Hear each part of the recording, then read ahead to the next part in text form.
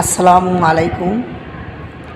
ক্ষমতা এমন জিনিস যা যদি কেউ একবার পায় তাহলে এটা আর ছাড়তে চায় না। ওরা মনে করে যে ক্ষমতা যখন একবার পাইছি তাহলে আর ছাড়বো কেন, এটাকে ধরেই রাখবো।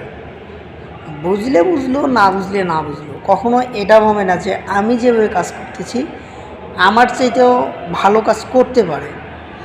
তাহলে তাদের সাথে পরামর্শ করার দরকার।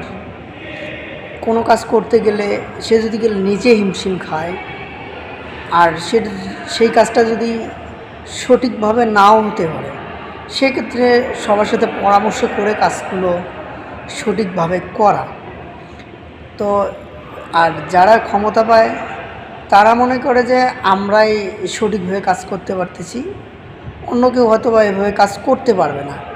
আমরা যাই করতেছি তাই ঠিক, ভুল হলেও ঠিক, সঠিক হলেও ঠিক, কারো সমস্যা হলেও ঠিক, কারো অসুবিধে হলেও ঠিক। এই হচ্ছে বাংলাদেশের রাজনীতি। আর সবচেয়ে এটা বাংলাদেশেই হয়, অন্যান্য রাষ্ট্রতে কম হয়, বাংলাদেশেই সবচেয়ে বেশি হয় যে ক্ষমতা পেলে আর ক্ষমতা কেউ ছাড়তে চায় না। সবাই ভালো থাকবেন। আল্লাহ হাফেজ।